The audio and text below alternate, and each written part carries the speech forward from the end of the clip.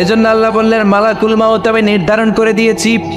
পৃথিবীর প্রতিটি মানুষ মালাকুল মাউতকে দেখবে, চাক্ষুষ দেখবে, ভালো হলেও দেখবে, খারাপ হলেও দেখবে। কার কথা? ভালো মানুষ যদি হয়, আল্লাহওয়ালা যদি হয়, ইসলাম প্রিয় যদি হয়, ডান পন্থে যদি হয়, মৃত্যুর সময় মালাকুল মাউত আলা সূরাতি শাবিন আলা আহসানি সূরা, একজন যুবকের আকৃতিতে চমৎকার ধবধবে সাদা একটা জুব্বা পরে, জান্নাত থেকে জান্নাতি কাফন নিয়ে, হানুত মিন হানুতিল জান্নাহ, জান্নাতের সুগন্ধি নিয়ে মুমূর্ষু রোগীর মাথার সামনে এসে বসে যায় আর দেহটার ইঙ্গিত করে বলে, ইয়া আইয়াতুহান নাফসুত তাইয়্যিবা, ও পবিত্র আত্মা।